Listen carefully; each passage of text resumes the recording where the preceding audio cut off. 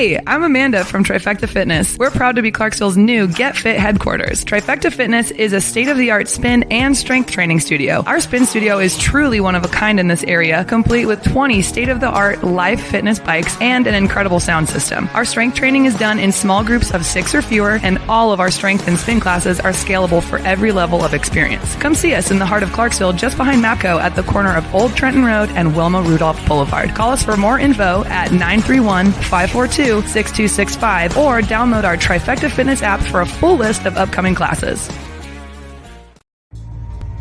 For every veteran, there is a story about a calling to serve, to fight for the freedoms of the American people.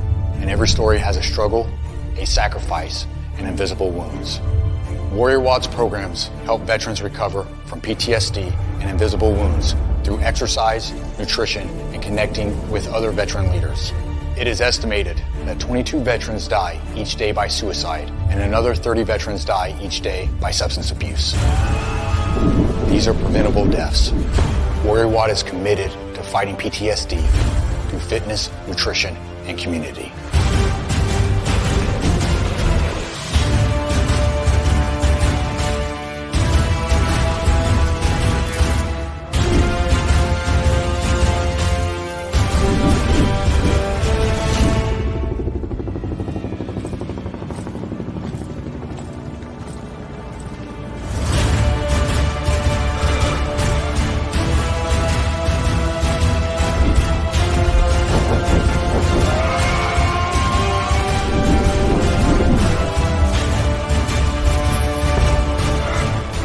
Privilege and opportunity to support our heroes in their time of need. Will you join us and take action?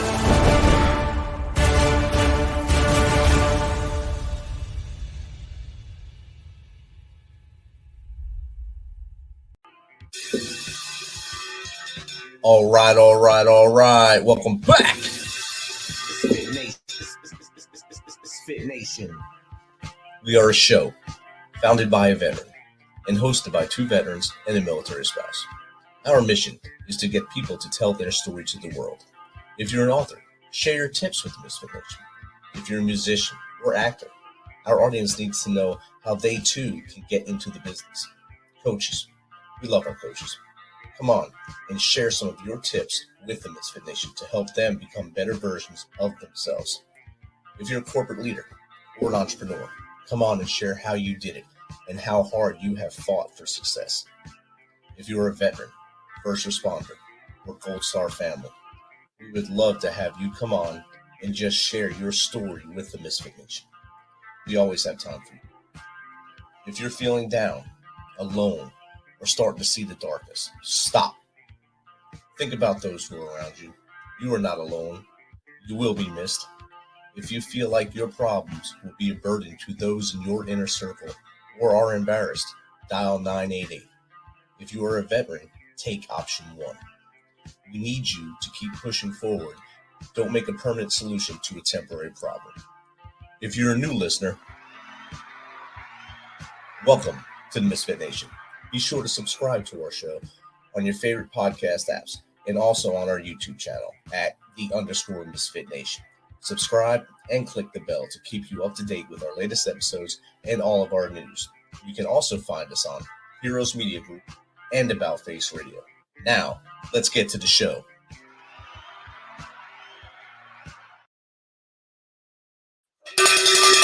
All right.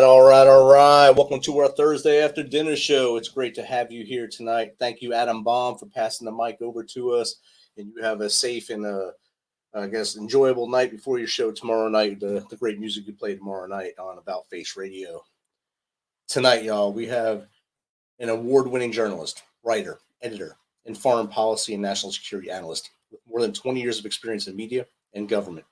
He is currently the managing editor of National Defense Magazine and author of Passport Stamps, Searching the World for a War to Call Home, a memoir of his journey to become NPR's last Kabul-based correspondent and the mental health impacts of covering conflict and tragedy. So without further ado, let's welcome Sean Carberry, professional author, journalist, and foreign affairs writer. Hey, Sean, thank you for coming on. Thanks so much for having me. Really appreciate it. It's awesome to connect, and we were in country a couple times, probably at the same time, just in different parts of Afghanistan. Probably across paths in Iraq as well. I was there early on in Iraq War, 2003, 2004. So it was in the pup stage of the war, I guess, at that point.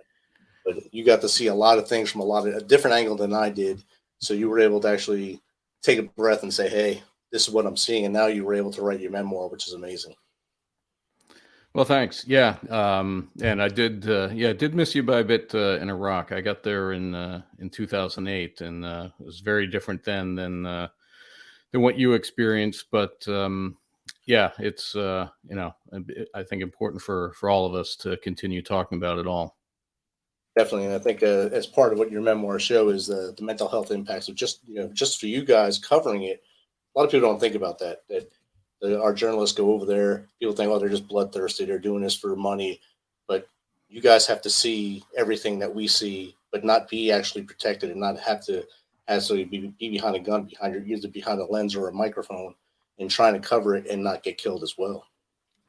Yeah, it's a vantage point, and something that certainly when I got into it didn't really fully appreciate all the aspects of it. I think like a lot of people, I ended up getting into that kind of work because of 9/11. I was early in my journalism career at that time, and I was working as a producer for an NPR program in Boston. So I was, in a studio very far removed from everything. But that fall of 2001, when we would be calling out, I'd be calling satellite phones in Afghanistan to get journalists there on the program to give us a debrief at the top of the show, what was going on, what had happened that day.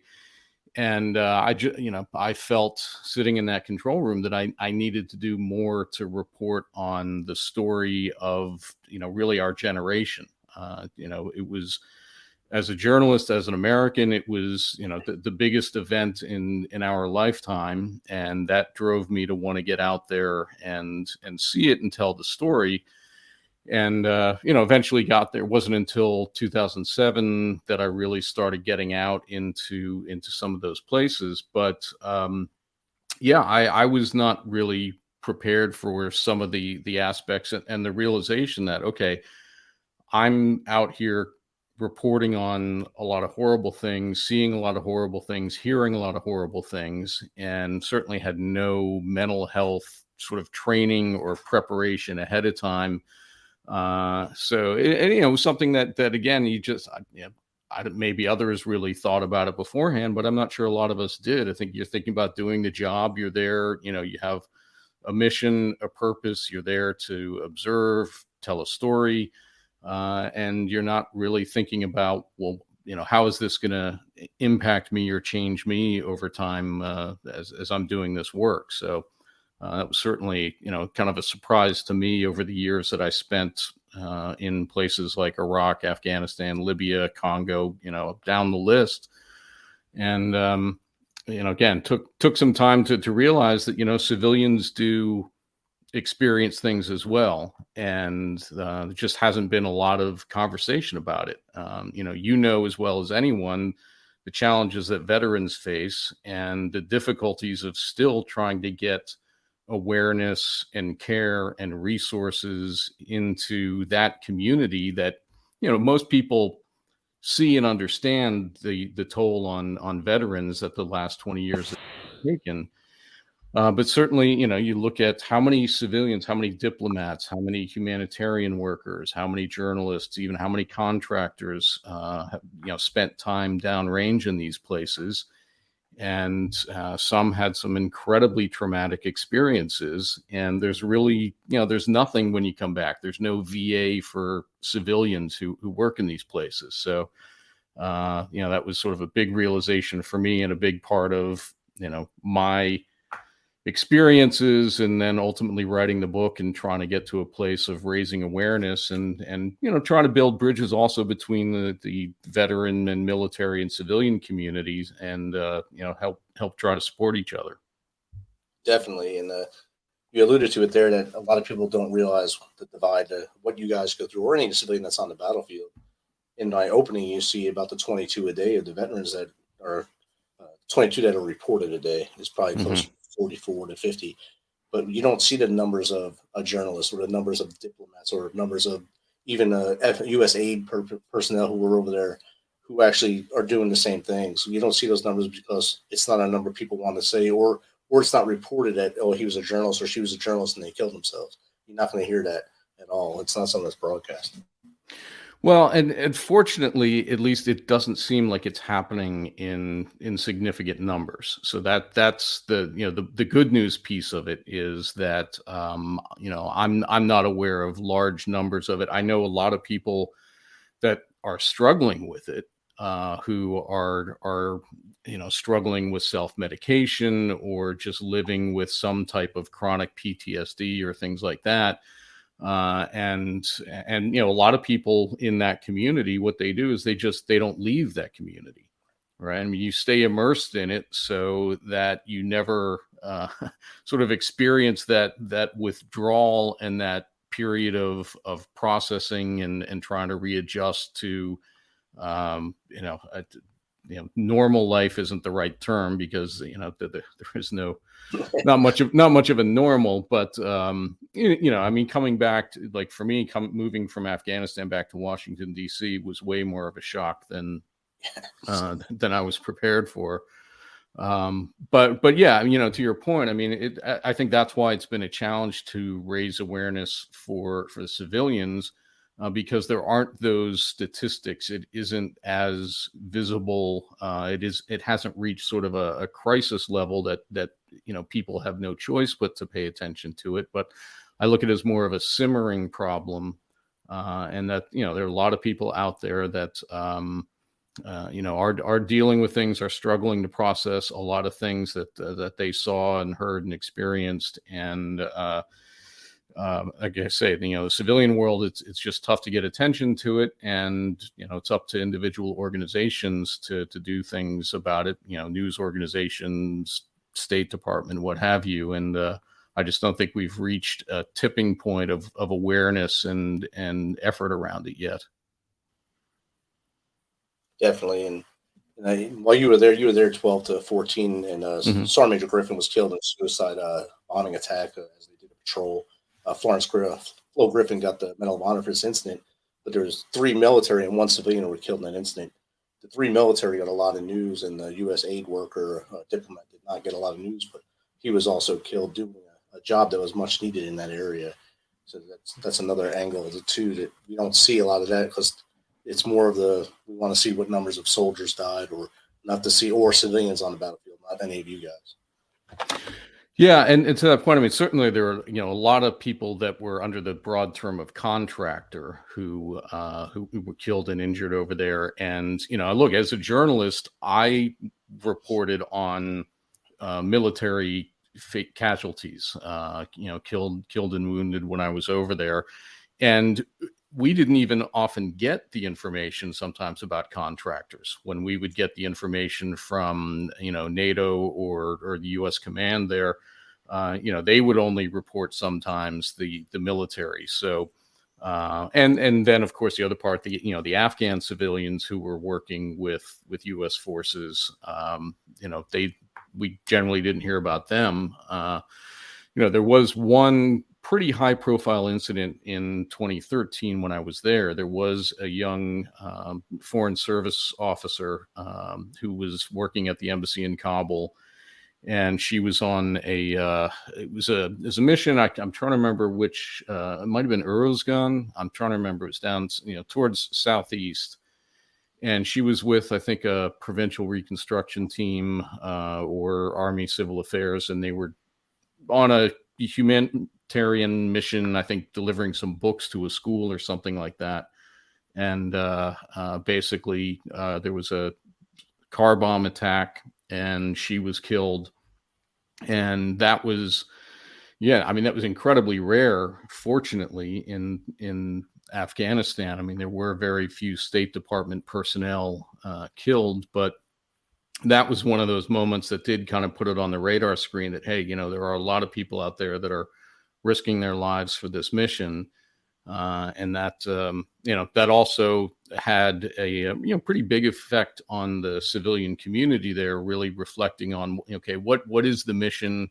What's going on here? Was that a necessary operation that they were on? And raised a lot of difficult questions. And again, that was one that she was a very committed public servant, very bright young person, great future ahead of her, and really believed in what she was doing, and unfortunately, paid the ultimate price. Exactly, and like you said, we hardly ever heard of it. And even the day I was wounded, it was a contractor wounded not 50 meters from me. He got shrapnel on his neck. My medic actually helped him, but you never seen that stat. You seen just me or the other soldiers that were hit that day. So those are the numbers that would get sent up. So I'm sure all the things you've seen in the nearly 2 decades of covering as a war correspondent, when did you start to notice some changes in your mind that maybe I need to start writing things down to maybe get this stuff out and maybe talk about it? Yeah, it was something that I was sort of observing the impacts as I was going.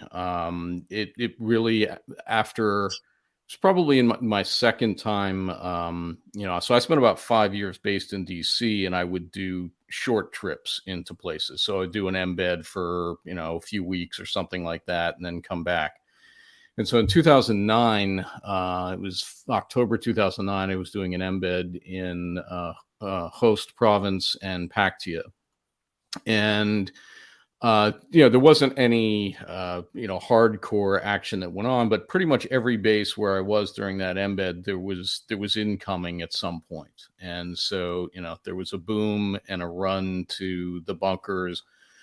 And that was, I remember on that trip, that started to kind of pierce the bubble, because there was I think a phenomenon a lot of journalists had in embeds, that you felt kind of protected and safe and in a bubble. You're surrounded by the best forces in the world, and there is this kind of sense that they're going to protect you, and you're riding around in this giant MRAP and things like that. So I think it was easy sometimes to get a little complacent. And that embed, there was one time I was at Salerno in Host, and I was sitting at the Afghan-run bazaar on the base. And so there were a couple of U.S. soldiers, and I were sipping tea with some of the Afghans. Just all of a sudden, there was a whistling sound and a boom, and we looked over, and it was about 50, 75 yards away.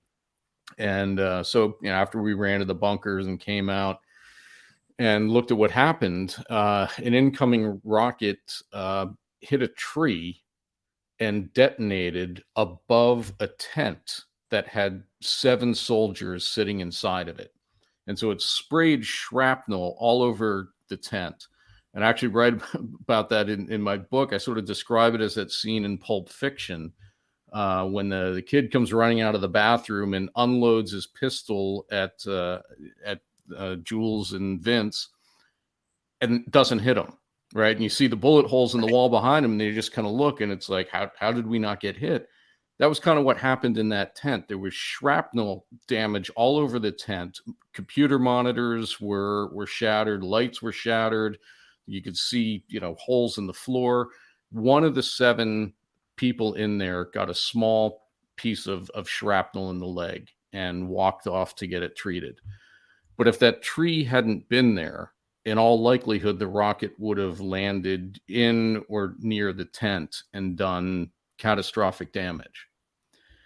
And so that moment really kind of galvanized to me just the nature of it, the sort of game of inches, the luck that happens, and that any moment, if you're in theater, doesn't matter if you're on a big base or out on a patrol, there is the potential for something to happen at any time. And so your mindset is geared that way at that point. And so you realize, your idol is dialed up. You're always thinking about, the potential. And so when I came home from that embed, I definitely spent a little more time kind of processing that. And, each time I went down range and then eventually moved there, I realized that, I was in that high threat mindset. And then, the other side of that was I was constantly reporting on horrible things. And sometimes going to villages and hospitals and seeing, the after effects, interviewing people who had their lives devastated by an attack or something of that nature. And you're reporting that, you're doing a job, you're communicating it back to the public, informing people and hoping that leads to positive change. But you still have to put that somewhere. And that was, I could feel myself changing. I could feel myself being different around people when I came home, and finding it harder to talk to friends and family and people who couldn't relate to that. And it's, the same thing you hear in the veterans community, right? It's just, people come home and they'll talk to their battle buddies, but anyone who wasn't there, didn't see it, didn't experience it, you don't open up about that. You keep yourself isolated. And, the story I mentioned in the book, how it made me understand my grandfather. He served in the Navy in World War II, and he was on a munitions ship in the Pacific. And so growing up, I always wanted him to tell stories about being in the Navy in World War II.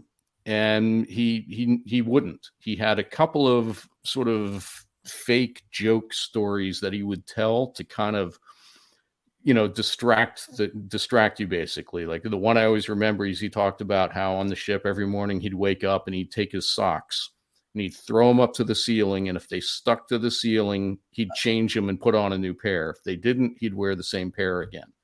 Yeah. And so he had stories like that he'd tell to kind of diffuse the thing and distract you from wanting to ask deeper, tougher questions.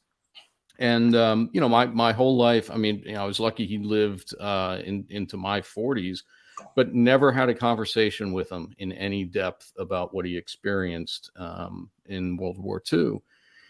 And as I started to notice myself changing from spending more time downrange and around these kinds of situations, I started to understand him and understand his headspace and how, you don't want to share a lot of this stuff with people. And, people are well-intentioned when they'll say, wow, you were just in Afghanistan. What was it like? Was it dangerous? Were you scared?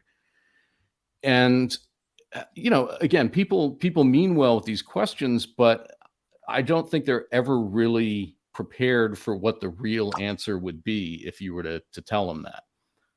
So again, you kind of give them like, well, people like, what was it like in Kabul? I'll say it was dusty.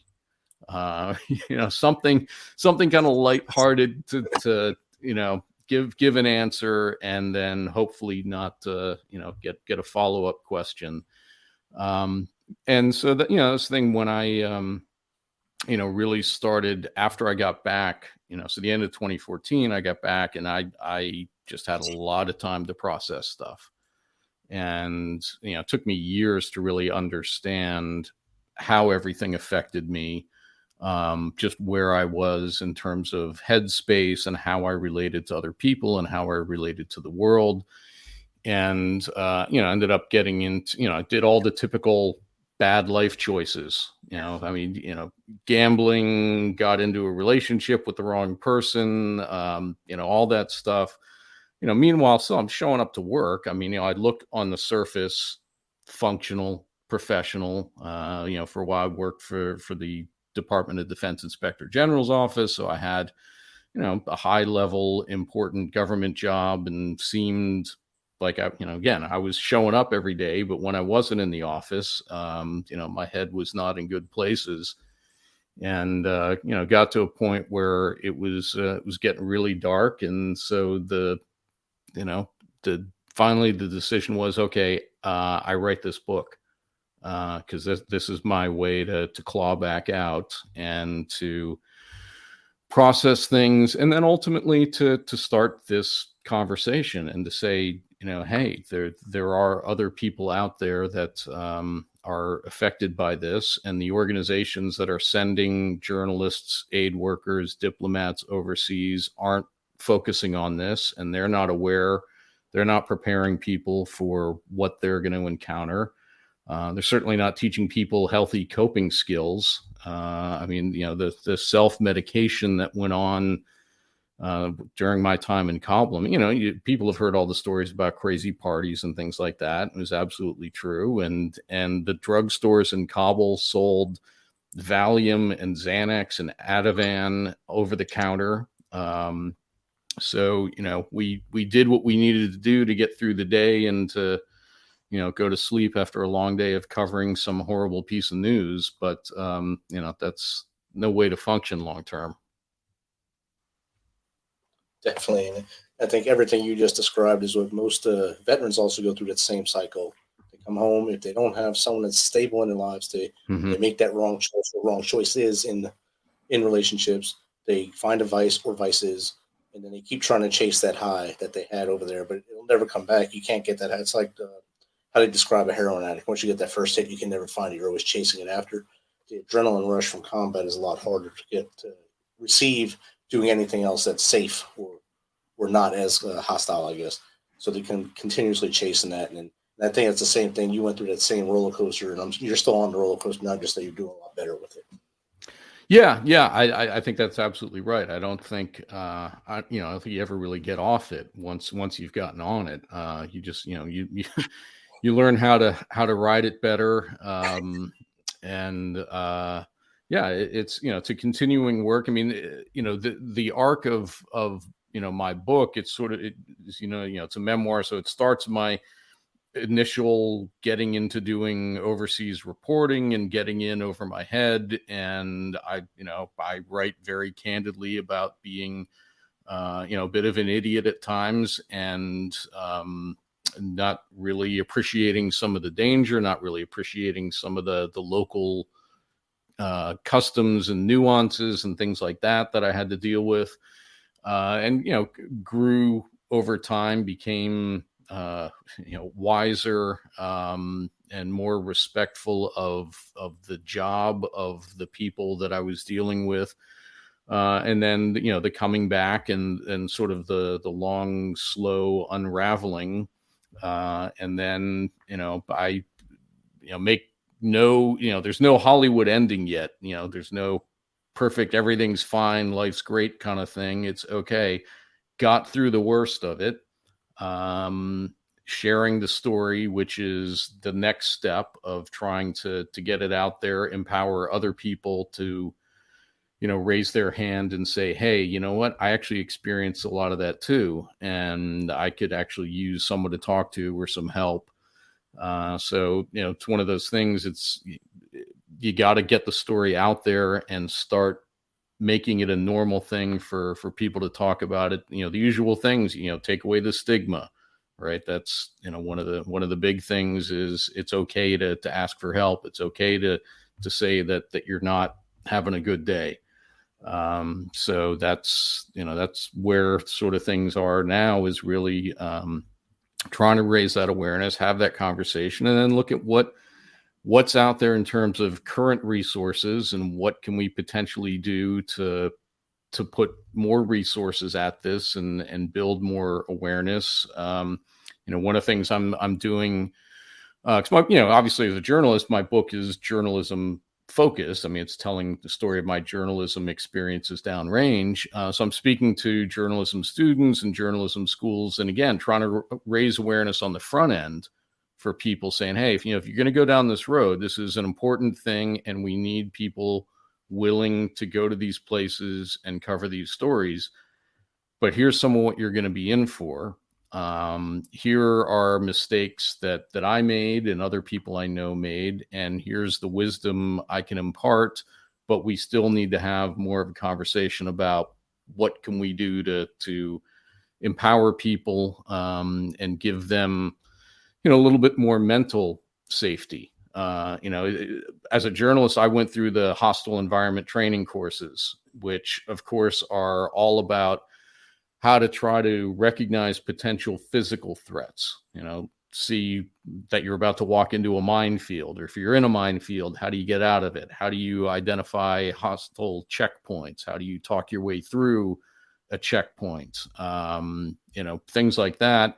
And then obviously the traumatic first aid, if something does go wrong, But in those courses, there was never any discussion about the psychological or emotional aspects of it. And I didn't think about it at the time, but now I realize, that stuff needs to be part of it. Because it's like, okay, here's how you get through an incident. And then on the back end, here are some of the things that you need to do to come down from that and process that and realize that, it's sticking with you. I actually, it was interesting. I was just having a text conversation with a friend of mine who was in Kabul with me in 2014. And we were together on the night of January 17th when there was an attack on a Lebanese restaurant in Kabul where a lot of the international community used to hang out. And I had dinner there the week before. And that night, the Taliban attacked the restaurant, killed 21 people, including a number of UN people, American University in Afghanistan people. I mean, there were, Western civilians that were friends of ours that were killed in that. And my friend and I today, we're just talking about how we can both still hear the gunfire from that night, because we were actually a couple blocks away when the attack happened. And we heard the gunfire, and it wasn't until later that we realized what was happening at the sound of that gunfire.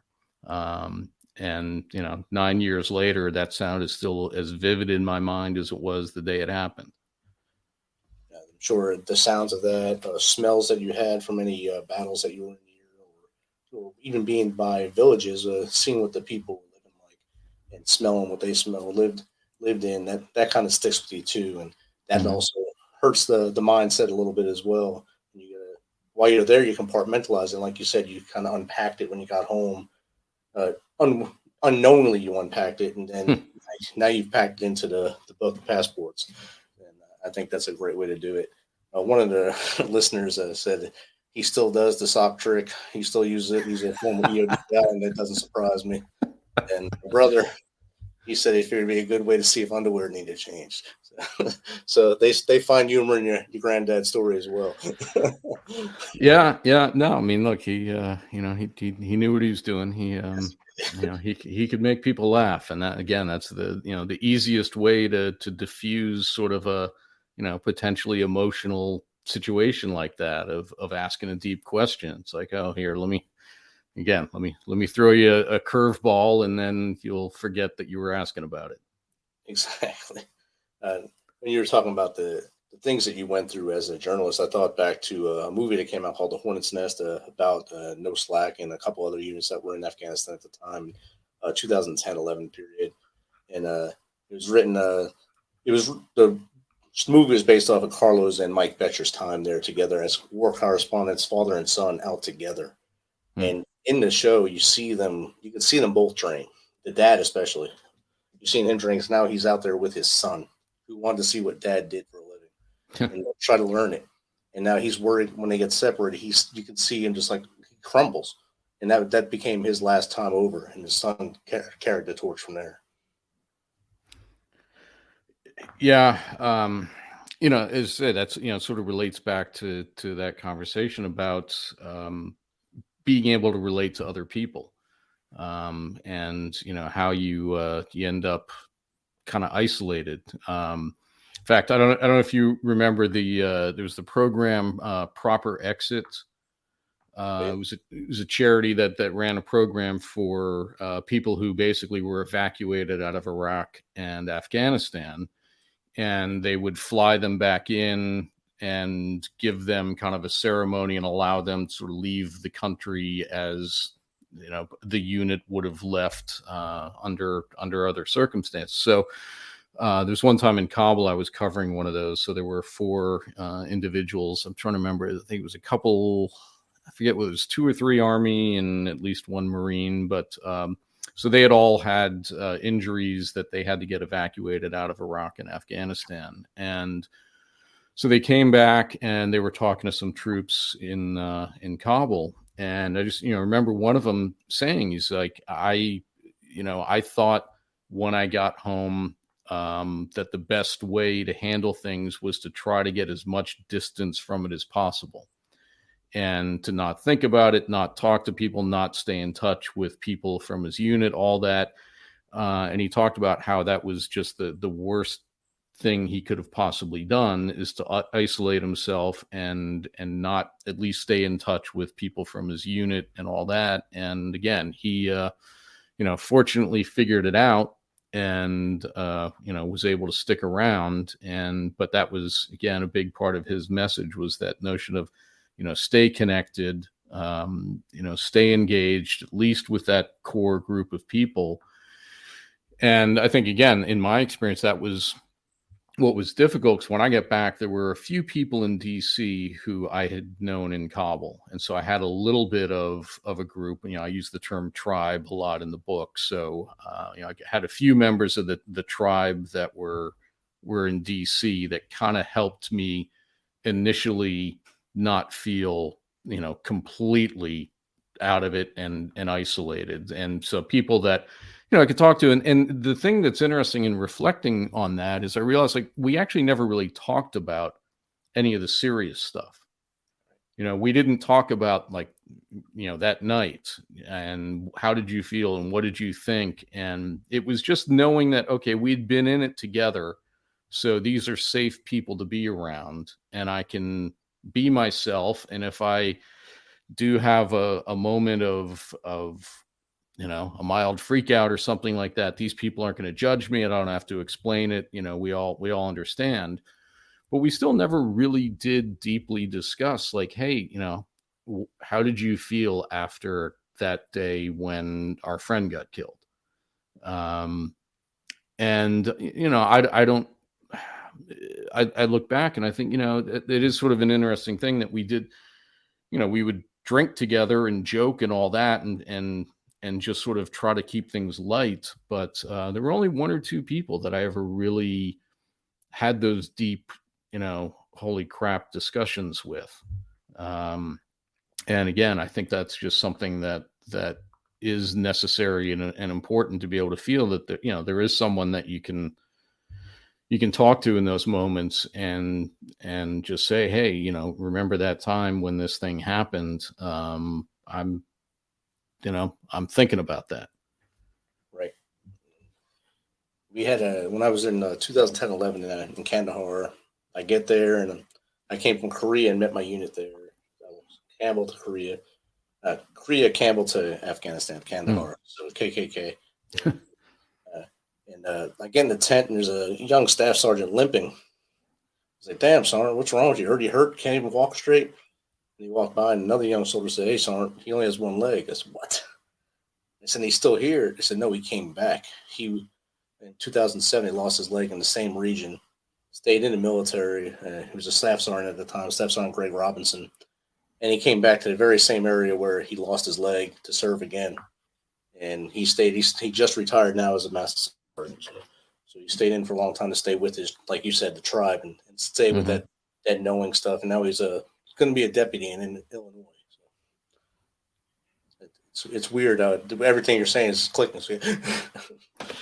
Yeah. Again, and that's why, to me, it was kind of important to write about this, because, I think sometimes, there is a civil military divide, and, a lot of people in this country just don't understand and can't relate, can't possibly understand what service members have gone through and experienced.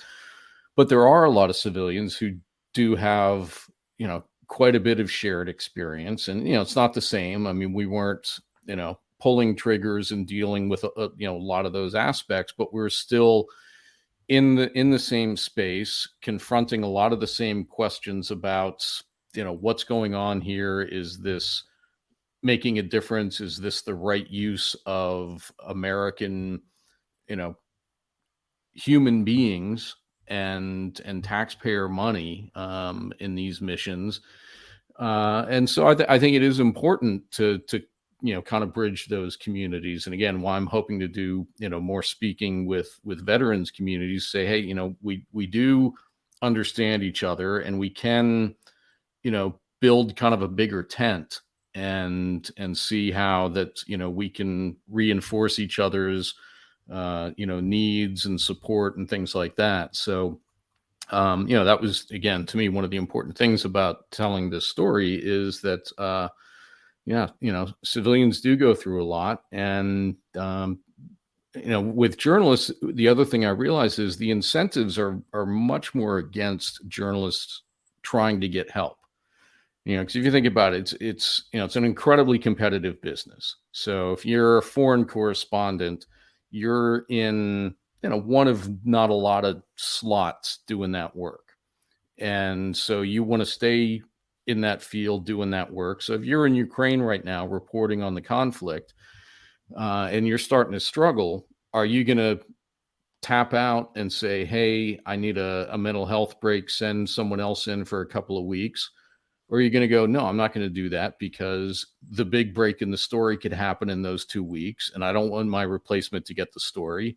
And oh, by the way, I don't want my bosses and my editors to say, oh, this person's having a hard time, we have to take him out of the field completely and, put him through a process before we let him go back. So, you sort of realize it's like, yeah, when you're in it, you're going to do everything you can to stay in it. And, you don't want to start confronting this stuff until you're out. So that's one of the things I'm looking at is, how do I get friends and colleagues who are still in this, to do more about their mental health, while they're going along? And how do you create a situation where there isn't a stigma and that news organizations don't punish people for saying they need a mental health break, or say, well, now I'm worried about this person, I don't want to send them back in. It's a tough dynamic to look at. And how do you get people to really, prioritize themselves sometimes when those, competitive career juices are flowing and you're feeling like, again, like I've got to be here for this story. I mean, I saw it in Libya in particular during the civil war in 2011. I saw a number of journalists who were grinding themselves into the ground. I mean, they were just fried, but they didn't want to leave because what happens if Gaddafi gets captured while I'm on break in Cyprus? And so that's a real part of it. And I think that's one of the things that is a tough dynamic in the news business, where you do have that competition and that sense that I want to get the story. I want to be the one who's there when the big thing happens. And so your inclination is to push yourself beyond what's reasonable. Definitely. And that's, I think, in almost every profession, you don't want to take that knee and then be the one that's not there when something happens. You can go from sports to military to journalism, anywhere, and you don't want to be that guy or gal who said, I'm raising my hand, I'm gonna take a break, and then miss out on this big deal.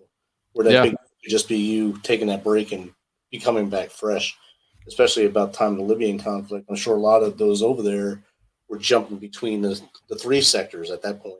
You had Afghanistan, Iraq, you had the Arab Spring going on all throughout the Middle East there. So they're probably hitting everything, and then they wound up at Libya right for the height of it. And their minds were probably just not in the game. Yeah. There were, unfortunately, some journalists who pushed it in Libya and unfortunately didn't come back. There were some who pushed it and got lucky.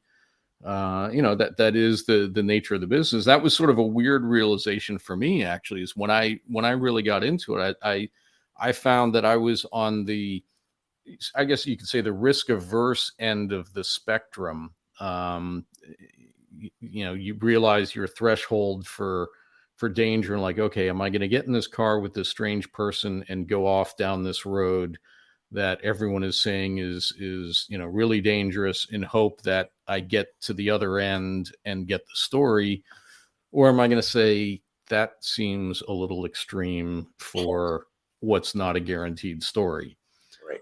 And there's definitely, like everything, there's a spectrum in journalism. There are people who, to me, were just absolute, cowboy types who would just go after everything and did want the most dangerous, the the most, outrageous things, and did want the camera on them with bullets flying and things blowing up behind them. And so there's, that's one of the things I'm very candid about in the book, right? There's a lot of ego. So there's no question. Let's not pretend that there aren't, journalists out there who are focusing, more on themselves than the story and the people they're covering. But that's, by no means all of them, or the majority for that matter. And most of us were kind of in the middle, where we're willing to take a certain amount of risk because we believe we're in telling important stories that if we're not there, several things can happen. I mean, obviously, people aren't aware, so they're not pushing on government to make the right decisions, or pushing on leaders to change course. But one of the things I write about, you mentioned the Arab Spring. So I was actually in Bahrain for about a week during the Arab Spring. And, Egypt and Libya were the really big Arab Spring stories. Bahrain was a little bit under the radar, but I was there when things went really sideways and the government cracked down on protesters, and there were clashes, and there was a lot of crazy stuff going on that I wasn't expecting when I got there. But I spent one day at a hospital there where people were coming in covered in, bird shot and strange wounds. And they were all saying that they were out in their village, and masked forces came in and started shooting at them and firing tear gas and all this stuff. And just really chaotic and pretty hairy stuff that was going on. And so, I was there, I was witnessing it, I was reporting it. And a couple months later, I was back in DC, and I got invited to a dinner that was hosted by a public relations firm that was doing lobbying on behalf of the government of Bahrain. Wow. So they had brought in, I think it's like 5 members of Bahrain's parliament. And so it was them and 2 other journalists and myself. And so we're in this nice club in DC, and these people are talking about it. And one of the members of parliament was talking about how crazy it was in Bahrain. He said, you can't understand what it was like. There were protesters running around with guns. These people were armed and supported by Iran. They were, all this stuff. I mean, just spinning this tale about these armed protesters and how they had taken over hospitals and were using them as operations centers where they were stashing weapons and planning protests and assaults against the government from these hospitals. And so I'm sitting listening to this guy.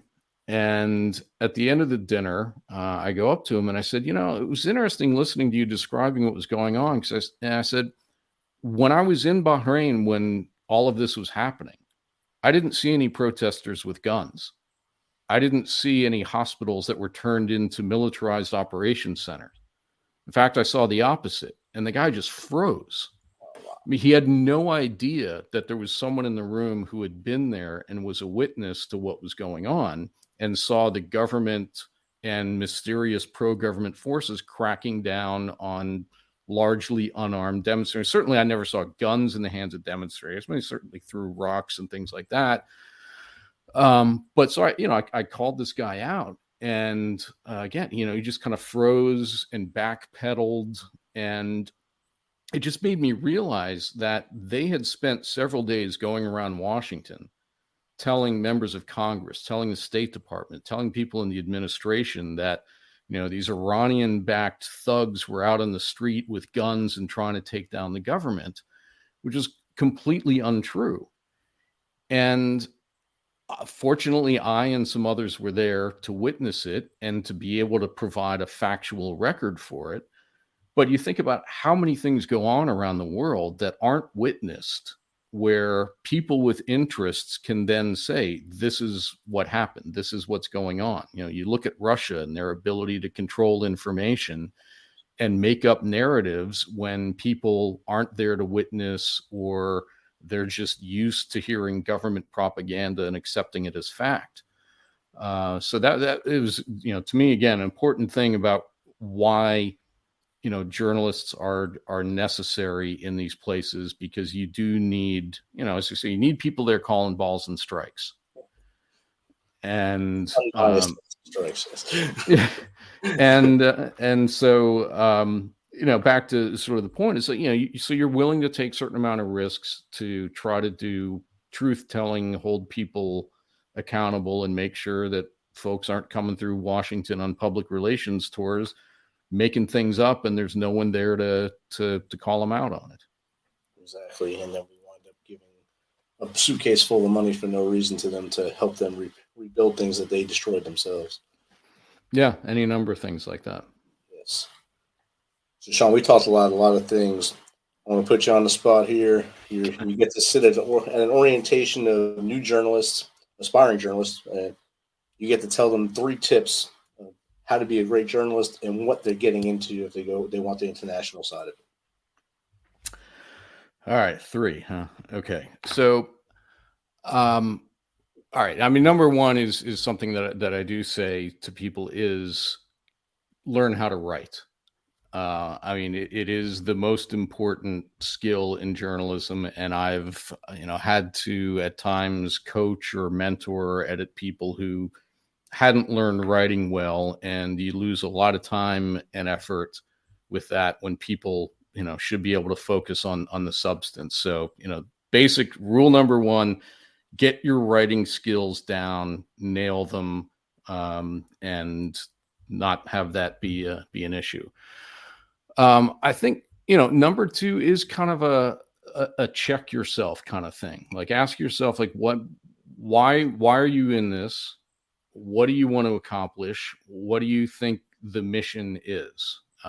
Because yes, it is exciting. And certainly, especially foreign reporting in, non-conflict zones, is a fantastic job. I mean, getting to run around different places and see things, it's an incredible experience. And even within it, like I had one of the most amazing moments of my life in the Congo, riding on top of a tank with Indian peacekeepers riding off into the jungle in the night with a glowing volcano in the distance. Wow.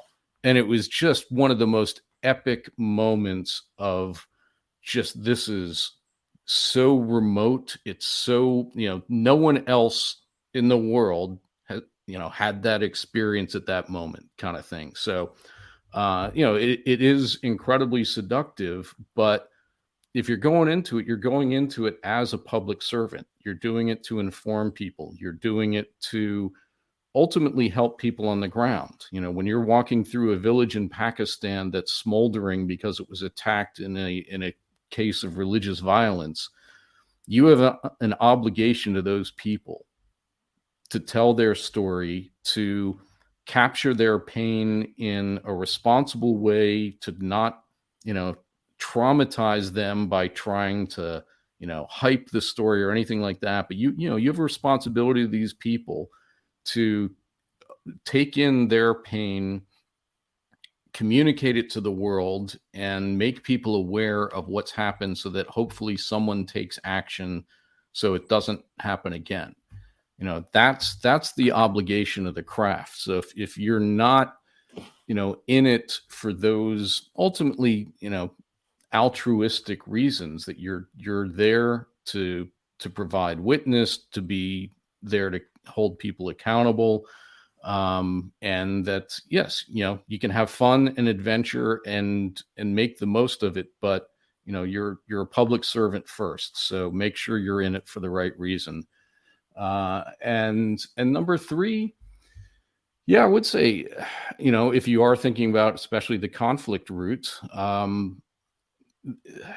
understand again what you're getting into, and that even the best person at compartmentalizing can't keep it all out. And you've got to be prepared for the fact that you are going to see the absolute worst of what human beings do to each other, and it's going to be hard to process. And it will, for me, it changed my view of the world and people. And I'm still trying to be less cynical and pessimistic. But it's pretty hard when you see some of the awful things that people will do to other people.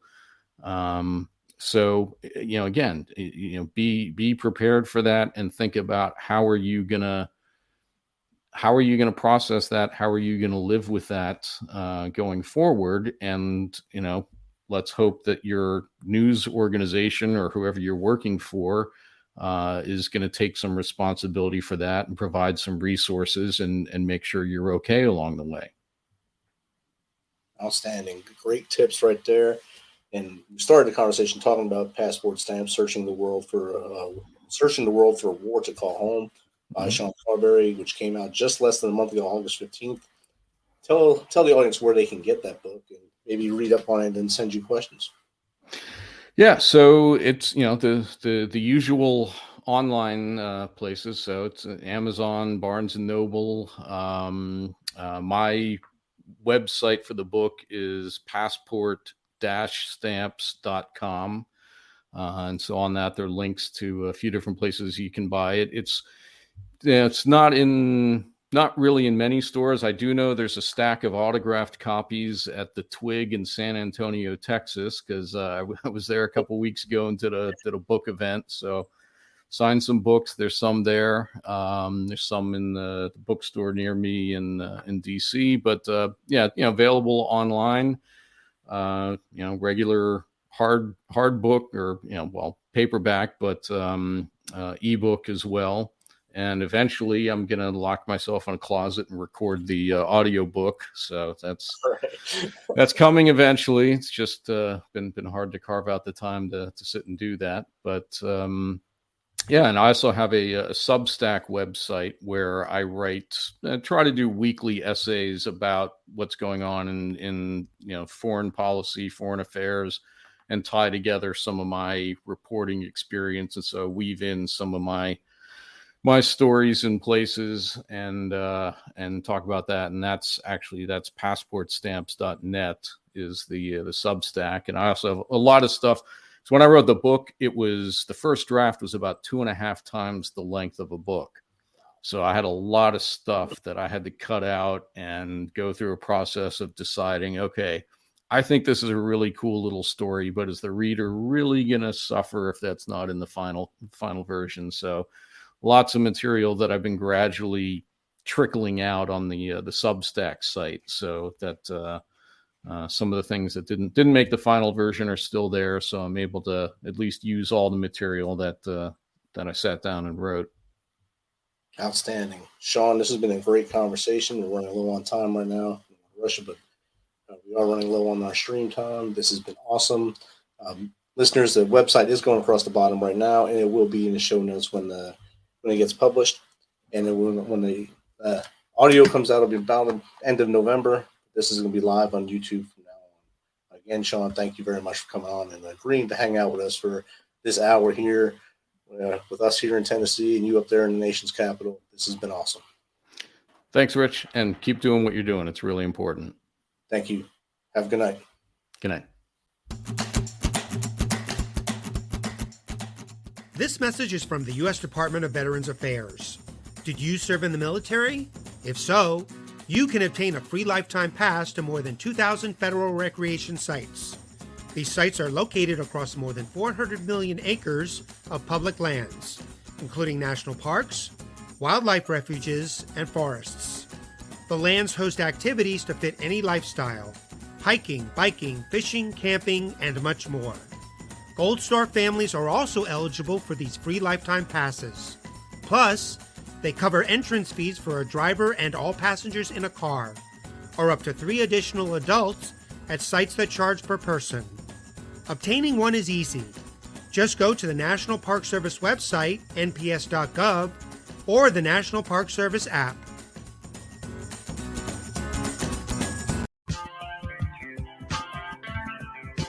Thanks for checking us out and being a part of the Misfit Nation. Don't forget to visit our website at themisfitnation.com. That's themisfitnation.com. Check out all of our past episodes and get some of that great Misfit Nation gear. As always, be humble, stay hungry, and keep hustling. Because we are. MisFitNation.